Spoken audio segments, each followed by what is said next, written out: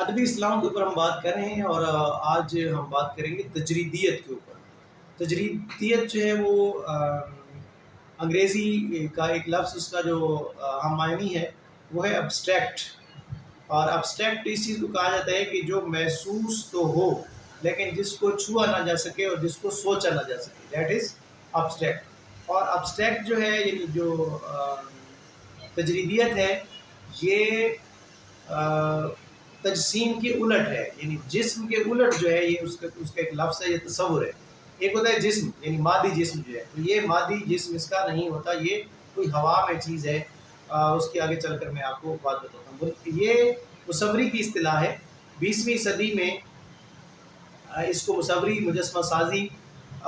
کے لیے اور باقی جو آرٹ کی باقی چیزیں ہیں، مختلف اصناف ہیں، ان کے لیے اس کو استعمال کیا گیا۔ اور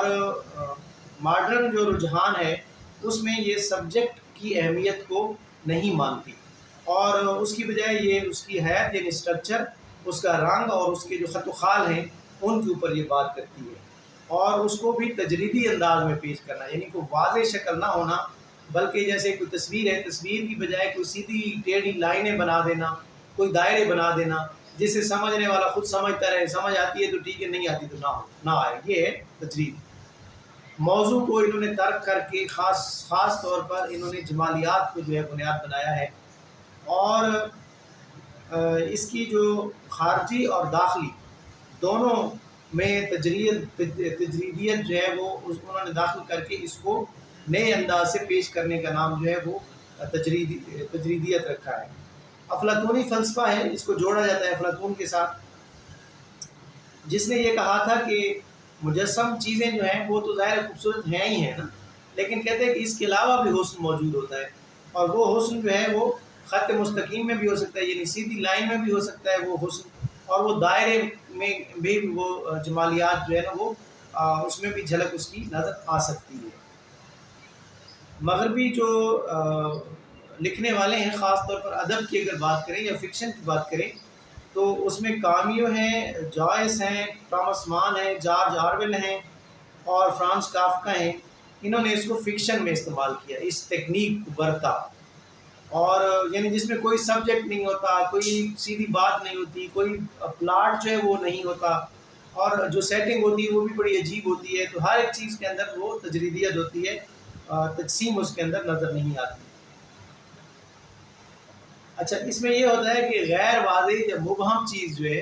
اس کو کہا جاتا ہے تجریدیت، یعنی بجائے کسی چیز کی کوئی تصویر ہو، اس کی بجائے کوئی ہیولا ہوتا ہے، جیسے کچھ پتہ نہیں تھا نہیں تھا، اس طرح کی کوئی چیز ہو، اور وہ اس کو وہ بیان کرے اپنے فن میں، تو اسے کہا جاتا ہے تجریدیت۔ ہر مادی شے جو پے کر نہ رکھے تجریدیت ہے، اور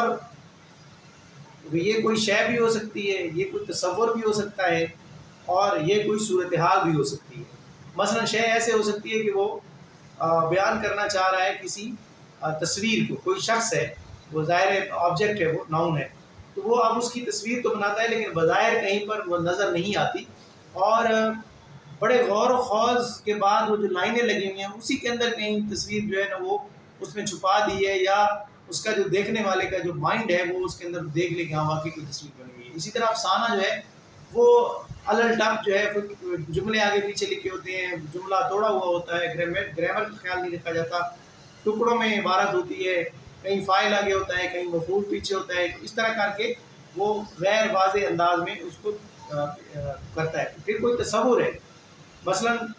کسی چیز کا بھی تصور کر لیں کہ جی کوئی اپنے تصور میں وہ چاند لے کے آ رہا ہے یا سورج لے کے آ رہا ہے، اب اس کو واضح شکل وہ میں نہیں دینا چاہ رہا، بلکہ وہ اس کو کر رہا ہے کہ جی اس کو وہ کہہ رہا ہے کہ جی لائنوں میں وہ اس کو ڈرا کر رہا ہے، یا وہ اس کو لفظوں میں ایسے بیان کر رہا ہے کہ وہ لفظ جو ہے وہ غیر واضح ہیں۔ اس کے علاوہ کسی صورتحال کو بیان کر رہا ہے، مثلا کوئی جنگی صورتحال ہے، کوئی زلزلہ آیا ہوا ہے، کوئی لوگوں کی جناب اس میں کوئی ایسی صورتحال ہے جس میں خانہ جنگی ہے، جب بہت زیادہ قتل و غارت ہو چکی ہے، جنگی تباہیاں وہ دکھانا چاہتا ہے، لیکن واضح انداز میں نہیں دکھاتا، بلکہ وہ مختلف اس کے ادھر ادھر الفاظ کے ہیر پھیر سے آپ کو چیزیں وہ واضح کرتا ہے۔ اس میں علم بدیع، علم عروض اور علم معانی اور فلسفے سے مدد لی جاتی ہے، تبھی یہ تجرید جو ہے پیدا ہوتی ہے۔ یہ تجرید اتنی آسان نہیں ہے، اور تجرید کا آپ نے جو ایک یاد رکھنا ہے وہ یہ ہے، اس کا اصول یہ ہے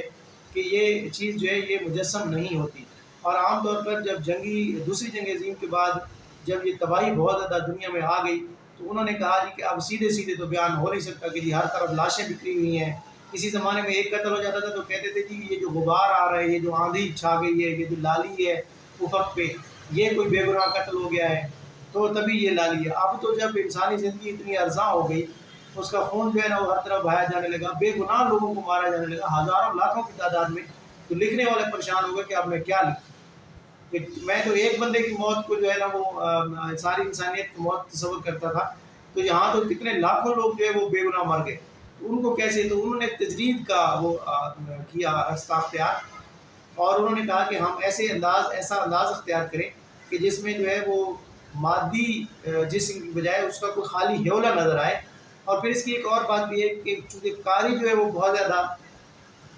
انٹیلیجنٹ ہو گیا، اس کا جو ذہنی لیول ہے وہ بہت زیادہ اوپر چلا گیا، تو لہٰذا آپ سیدھی سادی چیزیں بیان کرنے کی بجائے اگر تجرید کے اوپر بات کی جائے اور چیزیں مکمل انداز میں بیان کی جائیں، اور چیزوں کی خالی جو ہے نا کوئی سائے کی طرح کوئی چیز جو ہے نا وہ بیان کی جائے کہ ابھی تھی اور ابھی غائب ہو گئی، تو اس طریقے سے زیادہ وہ اس کو سمجھتے ہیں کہ شاید اس میں تہذاری زیادہ ہوتی ہے اور اس طریقے سے اس کو بیان کیا جا سکتا ہے۔